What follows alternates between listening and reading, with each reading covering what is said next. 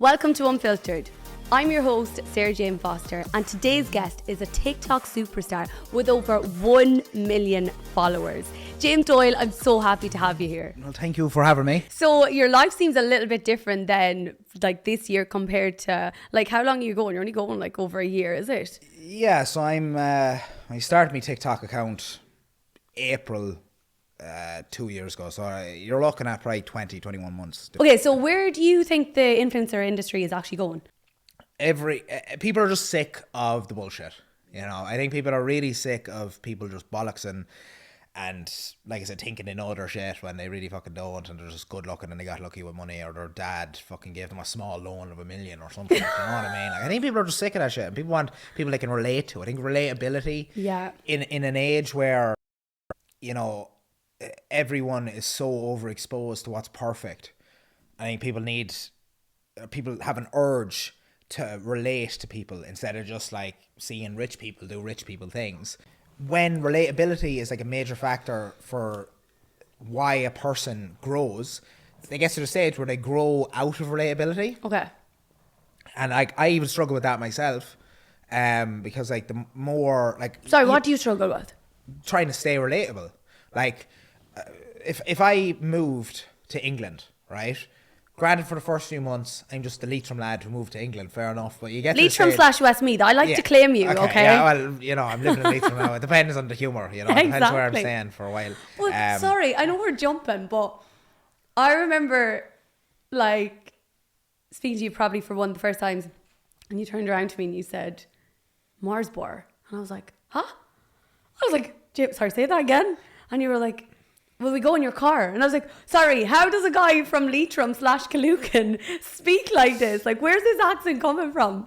I love it, by the way. I think it kind of stems from American telly. Yeah, same. I think like I watched a rake at Disney Channel as a young fella.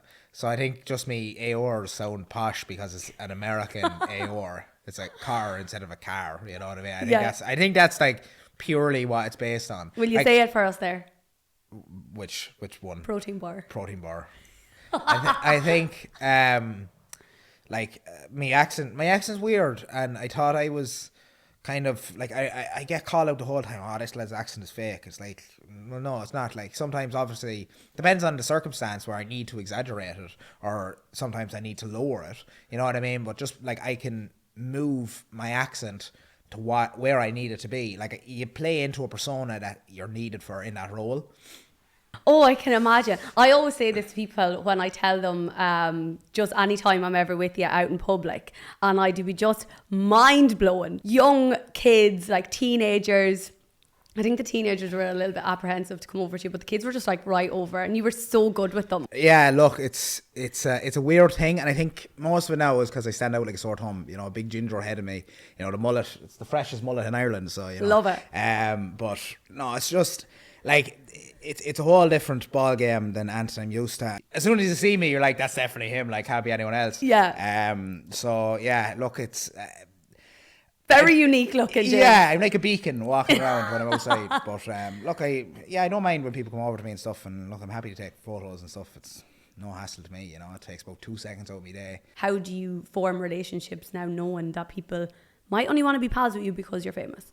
Yeah, I don't think I really give people a chance to be fake friends. Friends now has always been a weird thing for me growing up. Okay, why is that? I don't know. I just never I've always had friends here and there.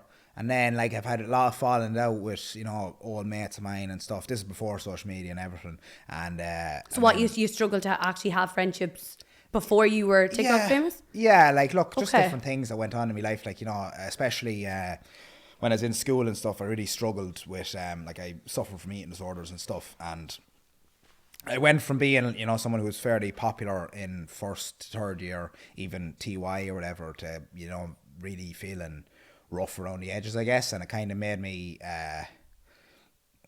more apprehensive about everything, and I wouldn't be as, you know, social as I probably was prior to that, and it made me like fall out with a couple of mates of mine. Well, what happened? Reasons. Like, what did some? You know yourself in school, like you have to be mates, you have to be in the popular group or whatever, and like I went from a stage of being kind of in that, not because I was like insanely cool or anything, you know what I mean? Yeah.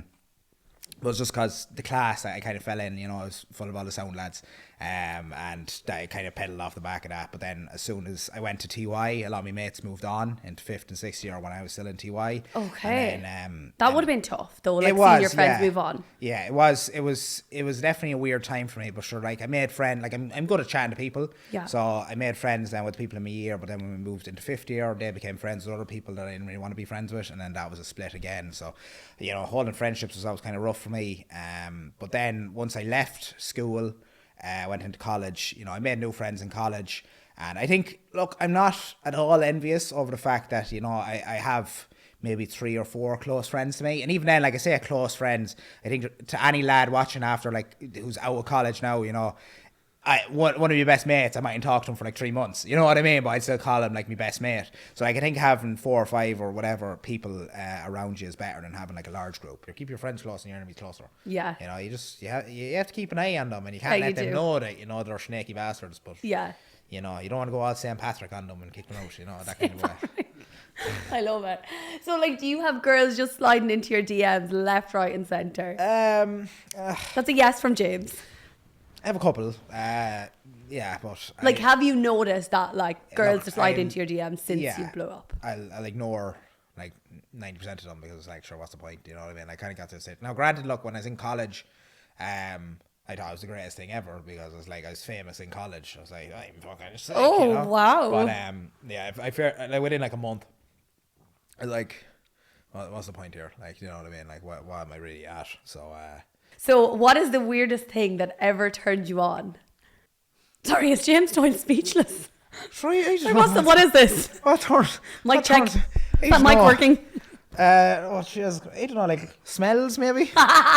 Thing. Not like more like pheromones. You know, I'm like a big believer. Valentino. No, but that's the thing. Like, it's not like unnatural smell. It's just like pheromones. You know, I think I'm a strong believer in pheromones and like, you know, like sweat and stuff. Not like that I like the bang of sweat, but you get what I'm saying. Like I think pheromones come out in your hormones come out in your sweat and stuff. Okay, so that's probably something that I'm a strong believer. Like, I feel like when I'm more sexy, for say, when like I'm after doing a gym session. Pheromones are based on loads of different things. Okay, obviously, just being like healthy or whatever. Like as a man, my pheromones are strongest when I'm doing something that involves a lot of testosterone, whereas like for women it might just have to do with their cycle. So like, you know, on different cycles, obviously women have different levels of estrogen. They carry themselves in a way and they eat healthy and stuff, so obviously their hormone levels are more prominent. You know what I mean? Like, I'm a strong believer on that, so maybe. Okay, that's a really cool answer. I'd actually really like that. It's very interesting. Describe your I'm getting the ride tonight outfit. GA jersey and jeans. Okay, so what about your fetishes? Like, what fetishes do you have? Do you have a foot fetish? Because some guy slipped into my DMs the other day, been like, "Will you sell me your tights? I want to smell your feet." I was like, "You obviously never seen my feet, buddy. Suck these toes." What's your fetishes? I'm fairly vanilla now in a sense. Vanilla, baby. Yeah, like a bit of Jack Harlow, you know. I have dealt with some people who do have, you know, strong fetishes in a sense. Like what? Like the daddy thing is like, that's normal enough, but like I've had one person in particular who was very extreme with that, and I was like, Hold on, what do you mean weird. The daddy thing? You know, like the like it's a domination thing. Fair enough. Okay, what about girls making the first move? Do you think girls need to make the first move, or do you think guys need to make the first move?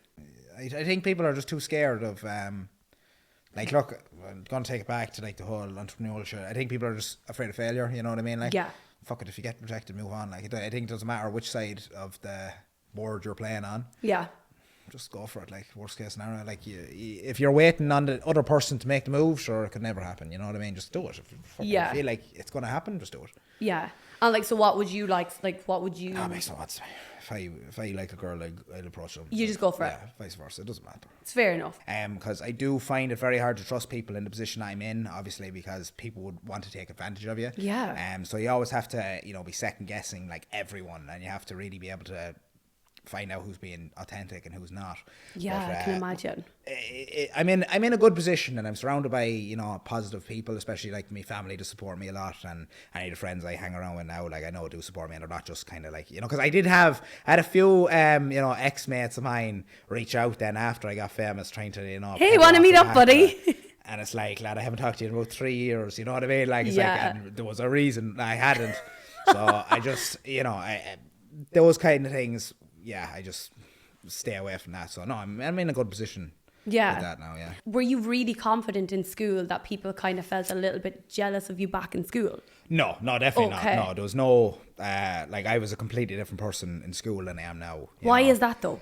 Just because I didn't have the confidence, like, you know, like, look, in primary school, I was happy out. It was very small. Like, I went to primary school in the back arse of Leitrim, like, you know what I mean? There was like maybe 12 people in my class. Like, everyone kind of had to get on. You were kind of forced to get on with everyone. And then secondary school came, you know, I was happy out again. But then it was kind of the stage where like hormones started playing a part because I was hitting puberty and stuff. And it just completely kind of, my mental health just went downhill basically consistently after like third year. Okay. And who was there for you then when that started to happen? I want to keep everything like kind of secret, you know, like I wouldn't be telling anyone, and I think it is really bad that like men's mental health is seen in that sort of a way where, you know, you have to keep everything secret. Yeah. I think it's definitely improving over the last couple of years, and I think, you know, social media has changed in a way where authentic content is kind of being shown more, and people are enjoying that rather than people showing a character or whatever. And it's definitely went a long way, especially I think TikTok in general has made it so like it's not just Instagrammers showing off their body and stuff, whereas it's actual like real people telling their stories and, you know, interacting with their followers, which is great because like it's allowed, like in that position, when I was like in third year or whatever, like I'd look at my body and never feel content, you know what I mean? And like I was big into sports and everything, but I'd always see like, you know, I've always been built pretty wide. I age where I was at a really good level in rugby. Like I was playing for my club, which look, we played for Longford. The club wasn't great at it. We got to a final every year, but it was like the third division final and we lost it every year. So it was like, that was a bit depressing. But I was playing Midlands rugby for the year group above me. So say I would have been under 14s, I was playing for under 15s Midlands rugby, which is like the highest level that you can get to at that stage. And then obviously in my actual year group, I played that level as well. But then it was in that second year where my, like, you know, I stopped eating properly. Like I just stopped eating. So was this in secondary school? Yeah, so this would have been in maybe TY or something. So because you were saying after third year, your mental health kind of went down. Yeah, okay. It was around then. It was just like, I don't know what happened, but I just like lost all kind of interest in it. I wasn't eating, so I had no energy to kind of push myself. And like I was traveling from Leitrim down to Tullamore twice a week, trying to do my junior cert at that time, and then the second year I had to do it again. And then playing with Longford, and you know, then on a Saturday I was playing in Leinster, so you'd be driving from Leitrim down to like Wicklow or something, so it was a lot. And so do you think you just maybe took on too much at that time, or was it a cumulative thing? Look, I was even thinking this because my brothers actually started playing rugby, and I went to see his game over the weekend. Look, it did definitely make me miss it because I did love rugby. I really did love it. It was weird because I never was a big fan of watching sports. Like even like I just can't sit down. I don't have the patience for it. I can't sit down, like even in a game of like soccer or whatever. Like, I can't sit down for anything. So what, you like playing it? You just don't like watching it? I love playing it. I will watch it. Like, look, I watch when Ireland are playing rugby and stuff. But like, I was never a man for sitting down and watching sport. I always wanted to play it. Okay. And like they were watching the brothers' game or whatever, and I was watching it. I was like, what would I have done in that position? Do you know what I mean? Or like, you know, thinking about what to do right in it. And it did make me really miss it. Because I really enjoyed it until just my physical health went, and then my mental health because of that, and it's just I wasn't in a great position. And like, it was shocking because I was at a stage where I remember like I was really skinny. Looking back at photos, like I was really skinny because I wasn't eating. Like I'd wake up in the morning, I wouldn't eat breakfast. I'd throw my lunch in the bin at school, then I'd come home and eat a plate of rice. And or like I wouldn't eat before going to rugby training, and then coming home from rugby training I'd eat a plate of rice, and that's it for the day. You know what I mean? Because I knew nothing about nutrition. Like, they don't teach you in school about nutrition in any regard. You know what I mean? So like, I didn't know what a protein was or anything. I just like, oh, rice is, you know, like that's healthy. It has to be healthy. Everyone eats rice. You know what I mean? So that's all I'd eat. And So of course I had no energy. So I was eating nothing, and I was really skinny. I was like really, really skinny. Yeah. And I remember looking in the mirror and thinking like I was just the fattest man going around. You know what I Yeah. mean? Because like sure, I hold all me fat on me love handles. I remember like at being 15 years of age or whatever, holding on to me love handle and just being like, "Jeez, I'd love to cut it off." Oh you my know, God. it's like it was a really bad place, and it really just killed off me. Really all sense of purpose or anything, you know what I mean? Like I really, even going into leaving cert, like into 5th and 6th year, I had no idea what I wanted to do. This was this, did you still have, so how long was your eating disorder? Like how long do you think that actually went on for? I would have struggled for definitely over a year anyway. And did people know, or was it such a like a silent I thing? kept it secret. The only like I eventually, Wow. the only reason why anyone found out is because I was one night randomly I was in my granny's and I was actually crying in my bedroom to myself, like, and my granny came in and I was like, "What's wrong?" And then I was bawling my eyes out, and sure, I told her what I was going through or whatever. Went to help then, took antidepressants for a bit. Okay. And you know, look, I think most of it was just hormones. I tried to just switch my life around a bit, but I really struggled because I was in a place where I didn't know what I wanted. I had no, like, I was good at school. I was never great at school. You know what I mean? And like, I knew, like, I liked making content and stuff. Like I had tried playing around with, like, I know how to use every editing program, every graphic design program out there, like, because I had nothing else. Like I knew I was really good at my computer. I was always like big into video games. Like I was like that fat little Minecraft kid growing up. Yeah. And, I always had that mentality of, like, you know, loving the computer. Like I always wanted to be a Minecraft YouTuber and stuff. So I kind of like, I just focused on playing video games because that's the only thing that really made me happy. And it was like, it was just like a thing where I didn't really feel like I could open up about it because like I said, you'd go on Instagram, you just see lads with their abs and stuff, you know, everyone. So you were looking at social media at the time and like comparing. There was a bit of that. Like, look, it's not like I was very into it or whatever, like into social media, but like you'd always see it and you'd be like, I remember like I used to Photoshop abs onto me. It's completely mad, like even looking back, how obsessed I was with the fact that I just never felt good enough because my body was never good enough. Yeah. And that just transcended into, you know, self-doubt in every regard. I just had no concept of anything I wanted. It was only then over COVID when I had to sit down with myself, and like I think COVID was great for a lot of people. Yeah. Because it really made you reflect on everything. Okay. And I remember like it was literally just one random night. I think it was like 6 or 7 months into lockdown. One random night I was playing video games with the lads, and like we'd all do it now, in fairness. We'd all like wake up at fucking 2 in the afternoon, play video until 4 in the morning, do that on a cycle. Like some nights I literally fell asleep in my gaming chair and just woke back up playing video games. You know what I mean? I was actually really good at Call of Duty at the time. Yeah. Like really good somehow. But anyway, what do you mean somehow? I don't know, because I was shitty shooters. Anyway, I played it that much that I got really good at it. But one random night I was just thinking to myself, I was like, all these lads that I'm playing with have something going for them, whether it's like, you know, they're going to do something that they really want to do in college, even if it's just teaching. So again, you're playing games like with people online, and then you're still comparing yourself.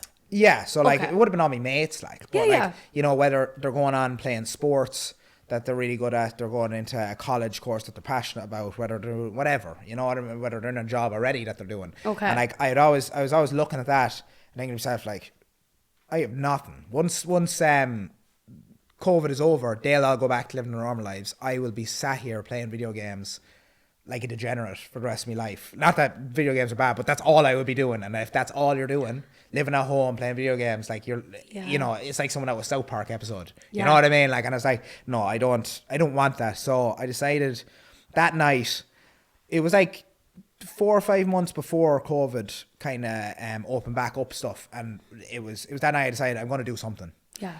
Gyms opened back up and I said, look, I'm just going to give it a go. You know what I mean? Like, I tried working out and stuff because obviously, like, I did struggle with body issues when I was in school and stuff, and I tried working out, but I was working out in like a club gym or trying to work out in my bedroom, and I was never like, you never either had the facilities for it or I didn't have the motivation for it. Yeah.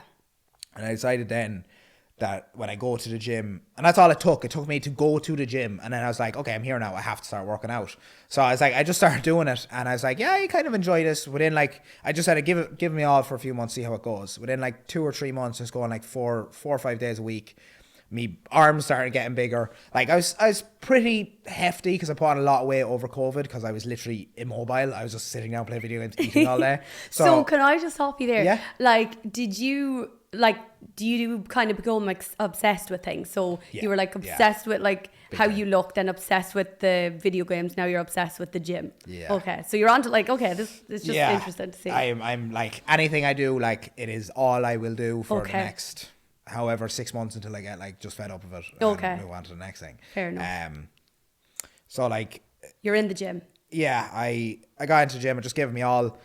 Just became literally just like you said, obsessed with it. And I was just, I see my arms getting bigger, and I was like, just this class, filling out t-shirts, you know what I mean? And I was a year then into the gym, or I was about 9 months, and I had to start going working on site because summer came around, so college was over. I was in college at this stage, but it was different because college was online for the first year. Oh, that's right. It was, my first year of college was shite. Yeah, it was all online. College first year online was really bad because I'd like set up watching. I'd look forward to a Zoom call on a Saturday night and drink like half a naggin on a Zoom call. It was just so depressing. Like, so you didn't get to experience the college life in first year. No, okay. It took till second year, but then second year came around, and that's when I started working properly. And when I started working again, I started making TikToks, and that's how I got into it. I was just like, look, I'm after working out for a full year, put on a lot of size. I'm in the best shape of my life. So you're feeling confident? Yeah, I was feeling really good then, and I was like, sure, look, I'm just going to upload a video. So it took a month for me to take it out of my drafts to actually press the post button. So I had the video made for a month just sitting there. This week's episode of Unfiltered is sponsored by the award-winning Apache Pizza Mullingar. They're in business 20 years this year, and I've been a regular customer of theirs over the years. They put their heart and soul into their business, and Apache Pizza Mullingar give back to their community immensely. They're a huge part of Mullingar, and I'm incredibly proud to call them my friends. James, will we go for an Apache Pizza? Yeah.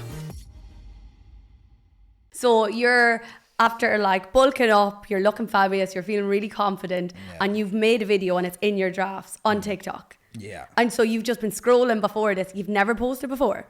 Never posted a video, no. Like I never even had TikTok until I got the urge just be like, I kind of want to make a TikTok. So I literally downloaded TikTok maybe in February of that year.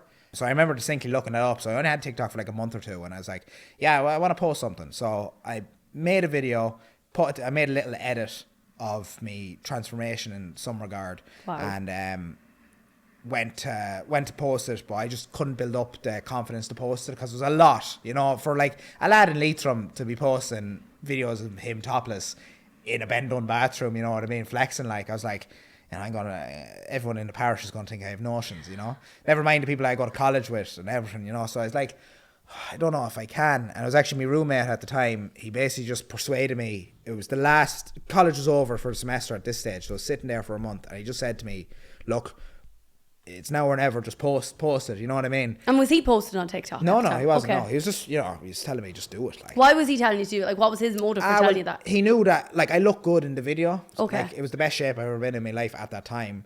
And he was just like, just do it. Like, sure, what's the harm that can happen? You know what I mean? Yeah. So I was like, all right, I'll do it. Because my thesis was, if I'm done the semester in college, at least the lads in college are going to have to wait another 3 months to slag me over it. You know what I mean? Okay. Because I'll be working on site. And at the time I was thinking, like, there's no one on site has a TikTok. You know They're what I too mean? old. Like, they all fucking have TikTok. I found that out now fairly quickly. I was like a month in, and lads were showing me my TikTok, and I was like, oh, Jesus Christ. Sure. One of my videos within the first, like...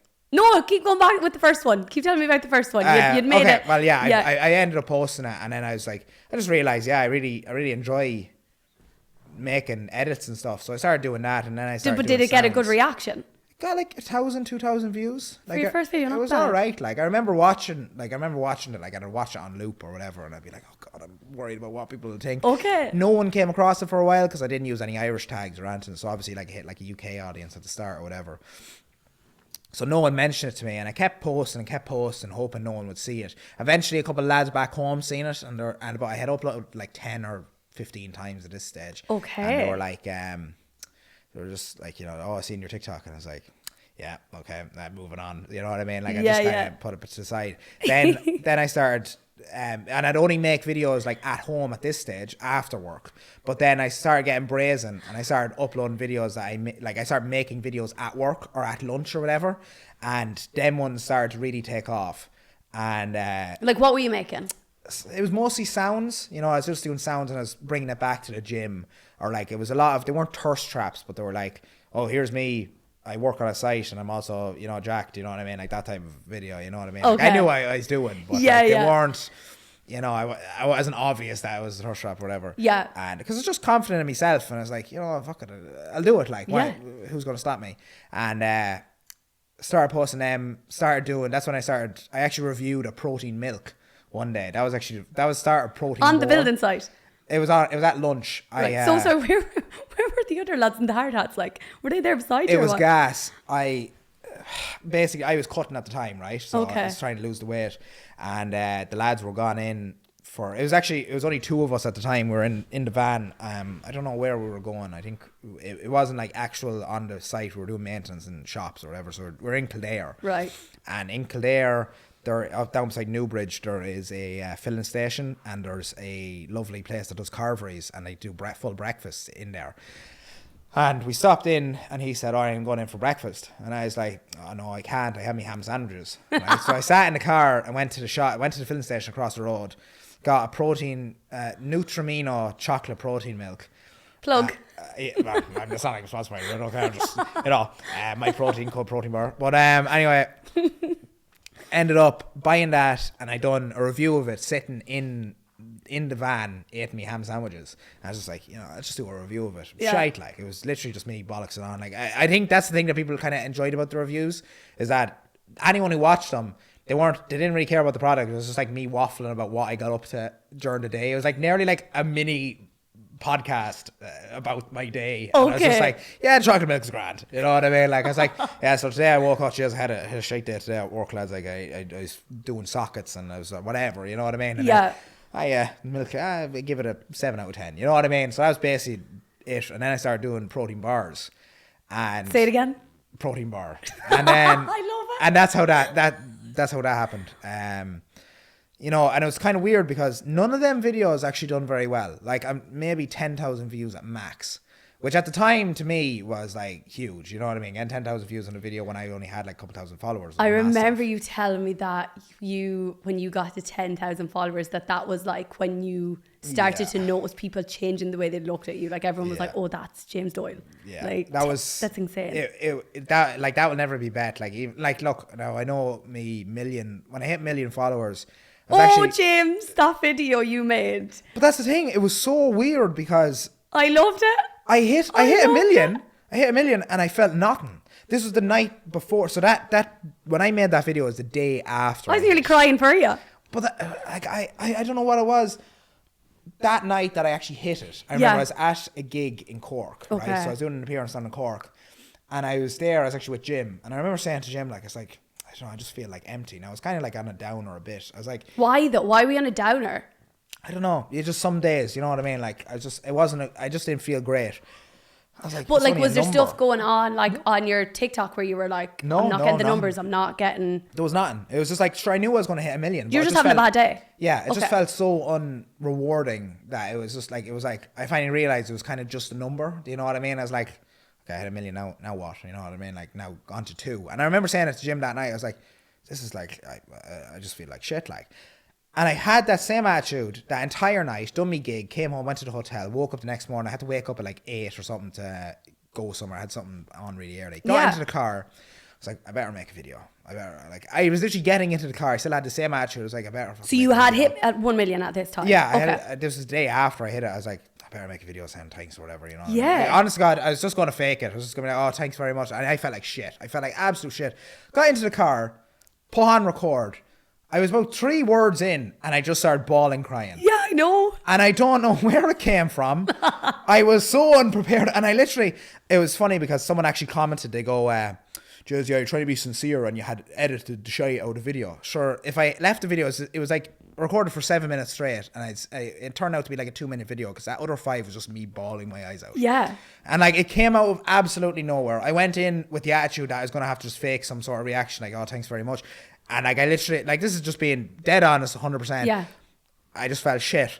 As soon as I got into the car, I just started bawling my eyes out. And I was like, why am I crying? Like, I think I said in the video, I was like, I don't know why I'm crying. Like, I just, like, I don't really understand. And I just spoke from my heart then. And it was such a weird experience. Because I remember pausing the video to stop recording. Like, yeah. I was like, why did I do that? Why did I just cry? Like, what just happened? But why do you think you were crying?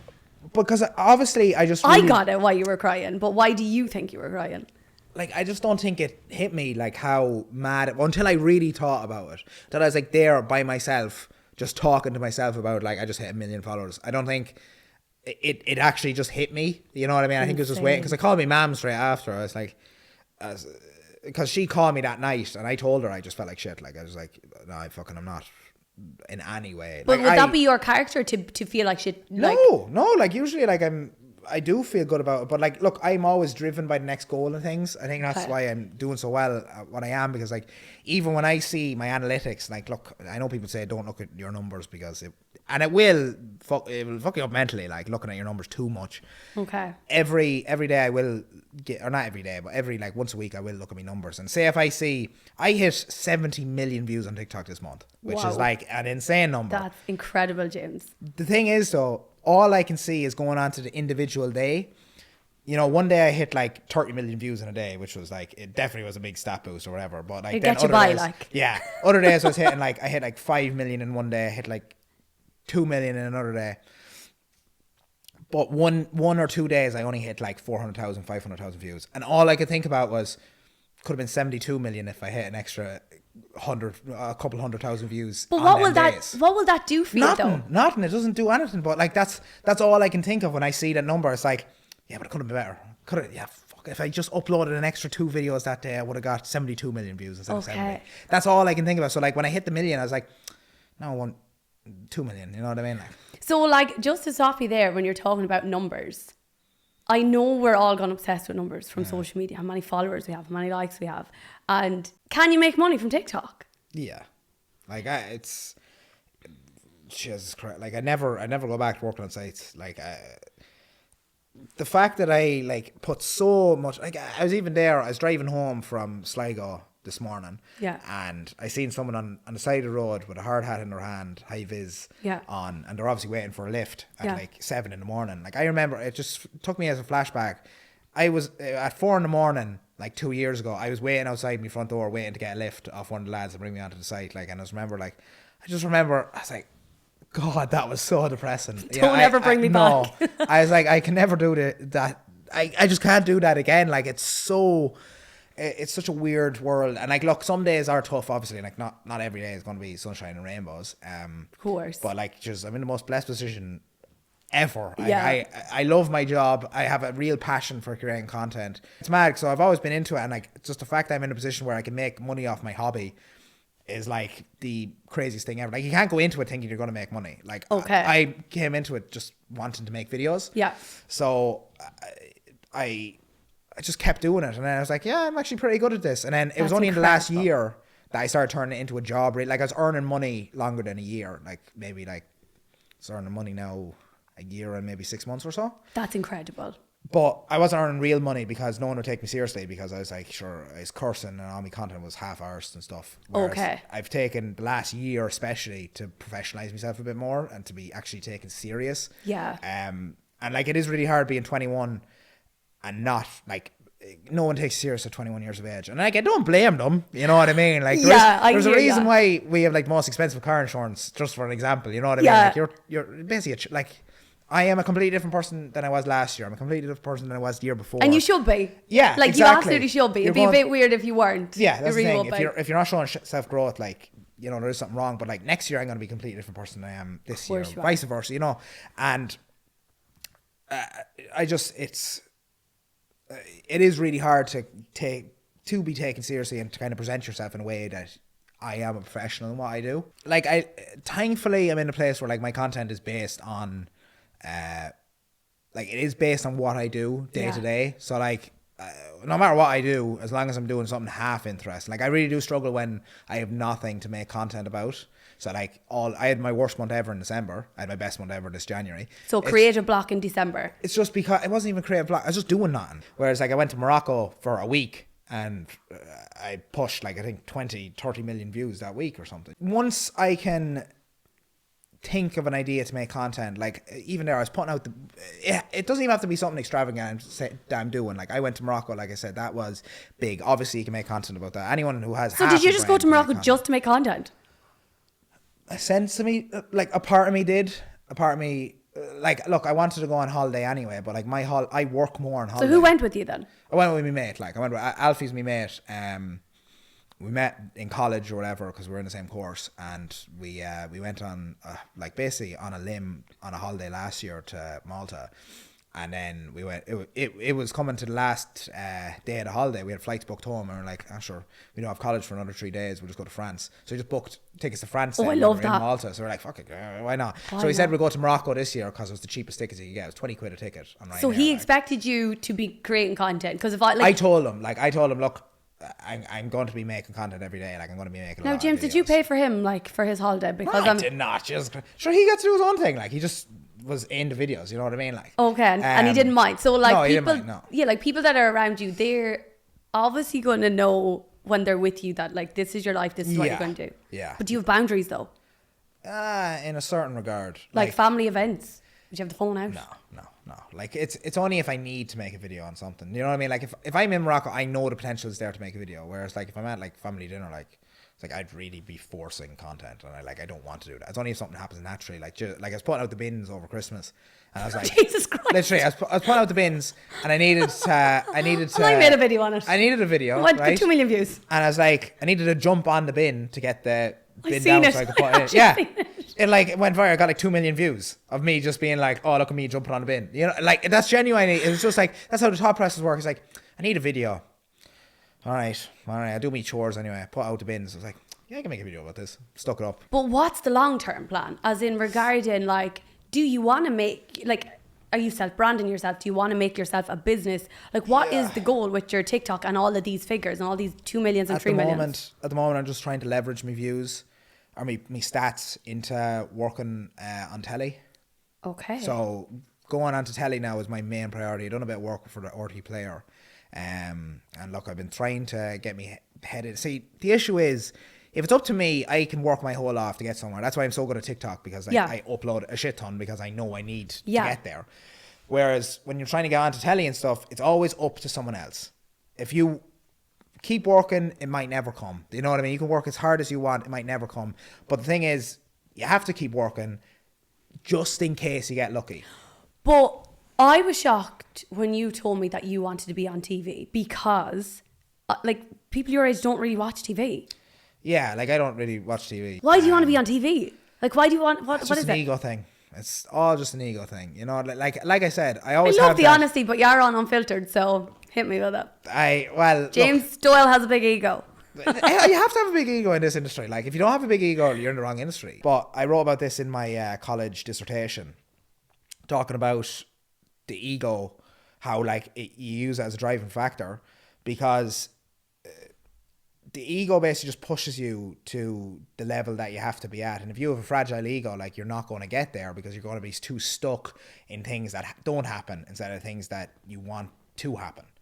So do you think you're out of that? Do you think you're out of that mind frame then, like being stuck on what won't happen? I try and not get stuck on things. I just you just have to put your head down, keep going at it. You know, obviously you're going to have a bit of whining about something every once in a while, but like, you just have to like, be like, okay, fuck it happened, move on to the next thing. You know what I mean? There's always going to be something bigger. I think the gym really put that into me, because obviously in the gym you have to keep working to stay consistent. So give you that kind of discipline. Level. Yeah, it gave you discipline in a sense. And I took that into, you know, my career going forward in making content, like, because people think, especially like I got this a lot with the protein bar thing, like I was working 6 days, or I was posting 6 times a day while I was working 12 to 14 hours on a building site. And I was going to the gym for 3 hours in the evening. I done that all summer, posting an average of 5.6. That's the average. So some days I was posting like 8 to 10 times a day. So like I worked my whole off for that, just making content. Granted, look, it's in the industry that I'm in. My brain is just made for it. Like not everyone can post that many times a day. It's impossible. I'm just really good at finding things and being like, yeah, make that into a content. Like that's just the way my brain is wired. Not everyone can do that. But like, if you just give your all to the thing that you think you're good at, you will get to the stage where like luck will find you. You know what I mean? Luck doesn't come out of anywhere. Yeah, but you create your own luck. So and being prepared for the opportunity always helps, right? You climb onto the opportunity and you have to make sure you manage it right. Like even Protein Bar, like it bumped me up by 160,000 views or 160,000 followers, which at the time I was like, this is class or whatever. But like then that January, so 6 or 7 months later, I was on about 400,000 views. What do all these figures translate to for you? Just like a stepping stone, like it's to get to the next level. It's always to get to the next level. But the next level of what though? Just to myself, like like look, I want to do everything. But like, that's a hobby then. Yeah, but it's all a hobby. Like every job I ever want to do is a hobby. Like I'm not going to do something if I don't enjoy it. Yeah, but if you're not making money, it's a hobby. Yeah, in a sense. But like, look, I make enough money to survive. Well, like, you know, I could do TikTok for the rest of me, like, because everything has an expiry date. You know? Like it might be 10 years down the line, but no matter what, you have to keep refreshing your shit. And like, just even if I were to fall off as a personality on TikTok, right? Do you fear that you will? No, because there's no point fucking fearing anything. Like if you fear anything, you're just going to think about that. Do you know what I mean? Like if I fall off on TikTok, which eventually will happen, I have the brain and the knowledge to be able to do something else with what I know. Even if I don't have to be the center of attention, I can easily be behind something else. You know what I mean? Like do you like being the center of attention? Yeah, of course. Why do you think that is? Like I said, like I just have an ego. Like I always want to prove myself. I've always just wanted to prove myself. That's why I do TikTok, is to prove myself. But where does that come from then, do you think? You're just kind of made with it. Like you're born with some sense of want. And like even like growing up, like I was never content with my body, you know what I mean? And it was only when like I figured out that I have to do something to get content with it. Yeah. So like you're always chasing the next thing. And like I do get addicted to things. Like I got addicted to the gym, got addicted to making content. Like I think I'm just driven in more of a sense than being addicted to something. Like if it's something that I think drives me in an area that I want to go into, then I'll put my all into it. I hate having to think about a video to make. I don't love something in the moment. I love what the potential of me doing something can lead to. I'm always looking for the next thing. Like it's. But then you're not living in the moment. I know, but I never do. But like. But then, do you think that's a good thing or a bad thing? In a sense, it's both. How? Because you have to smell the roses while they're fresh. You know what I mean? You don't be fucking smelling them. But that's they're dead by the time you even know they're there. That's I don't take time to do that. So like I'm never content with what I'm at. But then at the same time, if I was too content in what I'm at, I'm not going to be focused on the next thing, and then I'm going to take my foot off the accelerator, and then it's done. You know what I mean? Like so that's why I love to think about the next thing. So I'm always looking forward to the thing that comes after. I've been looking forward to getting you on this podcast for so long. We've been friends for a while now, and I really wanted people to just get to know you the way I've gotten to know you over the last year. Thank you so much for coming on the podcast. Thank you very much for having me.